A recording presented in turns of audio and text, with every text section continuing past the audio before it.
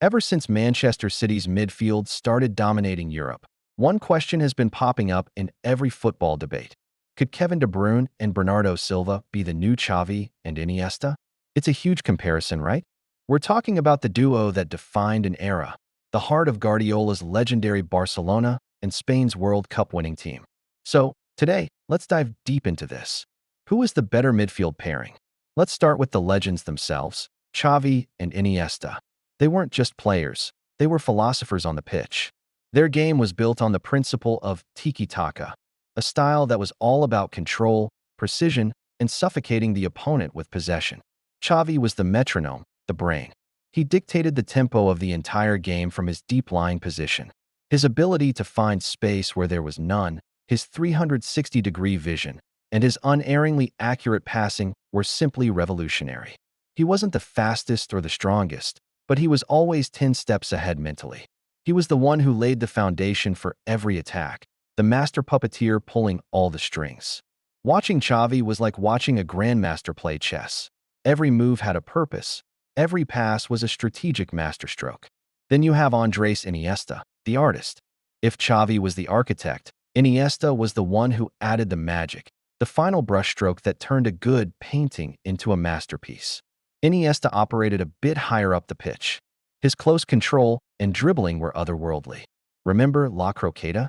That signature move where he'd shift the ball between his feet in a flash, leaving defenders for dead. He had this uncanny ability to glide through packed defenses as if they weren't even there. And when it came to the big moments, Iniesta always delivered. The World Cup final winner in 2010, the last-minute screamer against Chelsea in 2009, he was the ultimate big-game player. Together, Xavi and Iniesta were telepathic. They had an almost supernatural understanding of each other's movements and intentions. They didn't need to look, they just knew where the other would be. Their partnership created a system of total football dominance that we had never seen before and, frankly, might never see again. They won everything. Multiple Champions Leagues, La Ligas, a World Cup, 2 Euros. Their trophy cabinet is a testament to their genius. Their legacy isn't just about winning. It's about changing the way we think about the midfield. They proved that intelligence and technique could triumph over brute strength and athleticism. Now, let us fast forward to the modern era and turn our attention to Manchester City's dynamic duo, Kevin De Bruyne and Bernardo Silva. They operate under the same mastermind, Pep Guardiola, but their style is a different beast altogether. It's an evolution of tiki-taka, adapted for a faster, more physical, more vertical modern game. Let's talk about Bernardo Silva first. He's the engine, the relentless presser, the technical wizard. Bernardo is a workhorse, but a workhorse with the feet of a ballerina. His stamina is insane. He covers every blade of grass, hounding opponents, winning the ball back high up the pitch. But once he has the ball, his technical quality is just sublime. His low center of gravity, his quick feet, and his dribbling in tight spaces are absolutely world-class. He can wriggle out of any situation. He's the glue that holds City's system together, linking defense to attack, controlling the tempo, and providing that creative spark. He's not a flashy player in the traditional sense, but his football intelligence is off the charts. And then, there's Kevin De Bruyne. For me, De Bruyne is a force of nature. He is the most complete midfielder of his generation, maybe even of all time. I know that's a bold statement, but hear me out. Xavi had vision, Iniesta had dribbling, but KDB has everything. At the highest level, his passing range is just absurd. He can play a simple 5-yard pass to keep possession, but he's most famous for those defense-splitting, whipped crosses and through balls that seem to defy the laws of physics. His right foot is like a magic wand. The power, the curl, the accuracy, it's a weapon of mass destruction for any defense. He sees passes that other players don't even see on a video game. But it's not just his passing. He's got a rocket of a shot. He can score from anywhere, with either foot.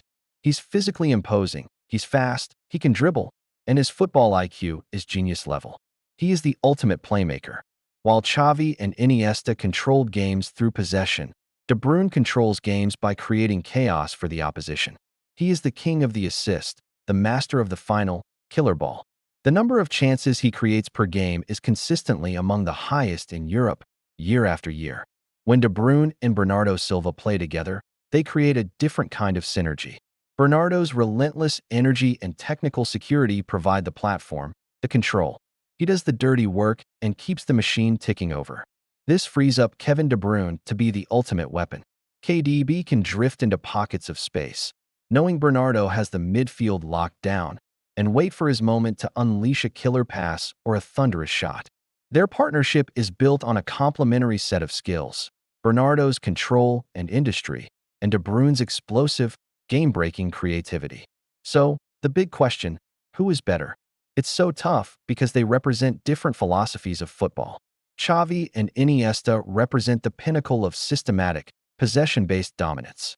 They were the heart of a system that was so perfect, so refined, it felt unbeatable. Their game was about minimizing risk and maximizing control. They would slowly strangle the life out of a team. De Bruyne and Bernardo represent a more modern, dynamic, and arguably more direct approach. It's controlled chaos.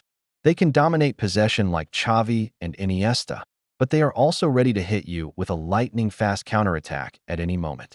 Their game is about taking calculated risks to create high-quality chances. If you are building a team and you want total control, to win 1-0 by having 80% possession, you take Xavi and Iniesta. No one has ever done it better. Their era of dominance with Barcelona and Spain is undeniable, and their trophy haul is legendary. But, and this is where my personal bias comes in, if I have to pick one duo to build my team around in today's game, I'm leaning towards De Bruyne and Bernardo. Why? Because of Kevin De Bruyne. For me, De Bruyne is the most individually decisive midfielder I have ever seen. He can win a game on his own in a split second. That cross, that shot, that pass. He has more tools in his toolbox to single-handedly change the outcome of a match than perhaps any midfielder in history.